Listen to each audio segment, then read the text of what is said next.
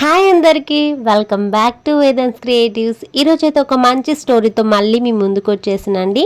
మన ఛానల్ని ఇంకెవరైనా సబ్స్క్రైబ్ చేసుకోకుంటే వెంటనే వెళ్ళి సబ్స్క్రైబ్ చేసుకోండి. ఇద్దరు స్నేహితులు కలిసి కొంత డబ్బును సంపాదించుకుంటారు.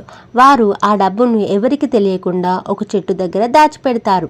కొన్ని రోజుల తర్వాత వారు ఆ డబ్బును తీసుకుందామని వస్తారు. కానీ అక్కడ దాచిపెట్టుకున్న డబ్బు మూట మాయమైపోతుంది. వారిలో వారికే పెద్ద తగాదు అవుతుంది. ఆ చెట్టు దగ్గరే మోసం జరిగింది. ఆ చెట్టు నిజాన్ని బయట పెడుతుందా? అసలు ఆ డబ్బు ఎవరు దొంగలించారు? తెలుసుకోవాలనుకుంటే వీడియోని చివరి వరకు చూడండి. స్టోరీ నేమ్ వచ్చేసి చెట్టు సాక్ష్యం. అనగనగా హస్తినాపురం అనే ఒక పెద్ద గ్రామం ఉండేది. ఆ గ్రామం చాలా అందంగా ఉండేది. ఆ గ్రామంలో సోము, రాము అనే ఇద్దరు స్నేహితులు ఉండేవారు.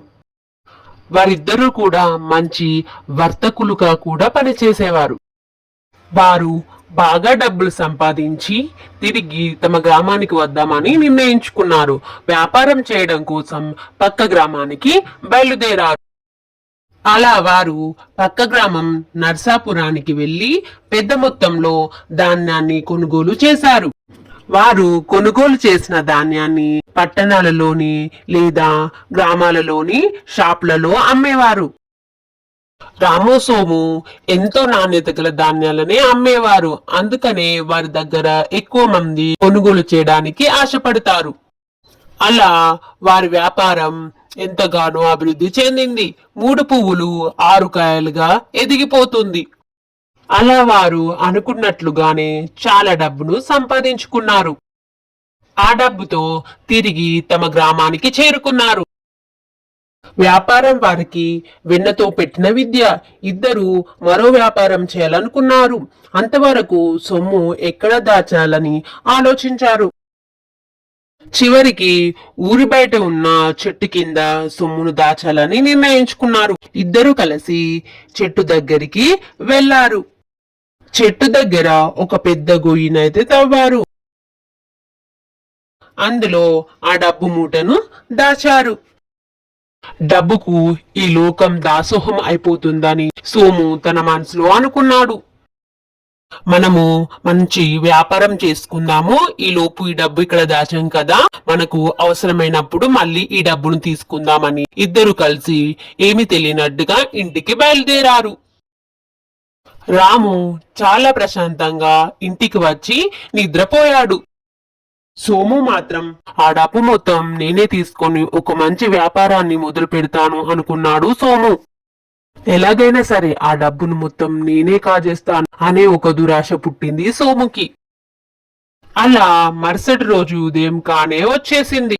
సోము ఎప్పుడెప్పుడు చీకటి పడుతుందా, వెంటనే వెళ్లి ఆ చెట్టు దగ్గర దాచిపెట్టిన ధనాన్ని తీసుకువద్దామని ఆలోచిస్తూ ఉన్నాడు.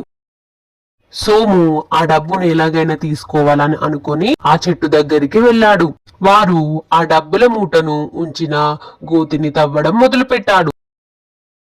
అందులోని డబ్బు మూటను తీసుకొని ఏమీ తెలియనట్టుగానే గుంతను మళ్ళీ కప్పేశాడు.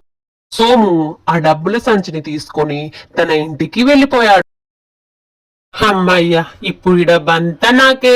ఈ డబ్బుతో ఒక పెద్ద వ్యాపారాన్ని చేస్తాను. అప్పుడు ఏం చక్క ఏ గ్రామానికి వెళ్లకుండా ఇంట్లో ఉండే సుఖంగా ఉండొచ్చు.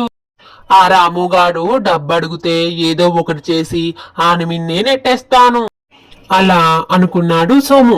కొద్ది రోజులు గడిచాక రాము సోము దగ్గరికి వెళ్లి మనము ఆ డబ్బును తెచ్చుకుందాము అని చెప్పాడు. సరే వెళ్దాం పదా అంటూ సోము అన్నాడు. రాము గుంతను తవ్వాడు. అందులో డబ్బుల సంచి కనిపించలేదు. ఆశ్చర్యంగా సోముకెళ్ళి చూశాడు. నువ్వే కదా ఆ డబ్బు దొంగలించింది? నువ్వు ఏమంటున్నావు సోము? నేనెలా దొంగతనం చేస్తాను? ఇద్దరం కలిసే కదా దాచాము. నేను ఒక్కనే ఆ డబ్బు ఎలా తీసానని నువ్వు అనుకుంటున్నావు చెప్పు. నాకు నీ మిన్నే అనుమానంగా ఉంది అంటూ రాము అన్నాడు. అంతా తెలిసిన సోము మాత్రమే ఏమీ తెలియనట్టుగా బాగా నటిస్తున్నాడు. నోరుంటే ఊరు గెలుస్తుందని సోము రాముపై విరుచుకుపడ్డాడు. నీవే ద్రోహి, బుద్ధితో మొత్తం సొమ్మును కాజేశావు, ఇప్పుడు నక్క విన్యాలు నటిస్తున్నావా అన్నాడు. రాము కూడా చాలా కోపం వచ్చింది. ఇద్దరు కలిసి పోట్లాడుకున్నారు. వాళ్ళ గొడవ తెగలేదు. తీర్పు కోసం రాజు దగ్గరికి వెళ్లారు. సోము జరిగిన విషయమంతా రాజుగారికి చెప్పాడు. రాము రాజుతో ఇలా అంటాడు, నేను ఆ దొంగతనాన్ని చేయలేదు రాజా, ఈ సోమునే నాపై అనవసరంగా నిందను మోపుతున్నాడు. ఇద్దరి మాటలు విన్నాక రాజు సోమును ఇలా అడుగుతాడు, ఈ రామునే దొంగతనం చేశావు అంటున్నావు కదా, ఇతను దొంగతనం చేశాడని చెప్పడానికి ఏదైనా సాక్ష్యం ఉందా అని రాజు సోముని అడుగుతాడు. మేము ఇద్దరం కలిసి ఆ చెట్టు దగ్గరనే డబ్బు దాచాము. ఆ చెట్టే సాక్ష్యం చెబుతుంది. కావాలంటే మీరు పరీక్షించుకోండి, నిజం నిలకడ మీద తెలుస్తుంది అన్నాడు సోము. సరే, మనము మరునాటి ఉదయం చెట్టు దగ్గరికి వెళ్లి పరిశీలిద్దామని చెప్పాడు రాజు. మరుసటి నాడు రాజు చెట్టు దగ్గరికి వెళ్ళాడు.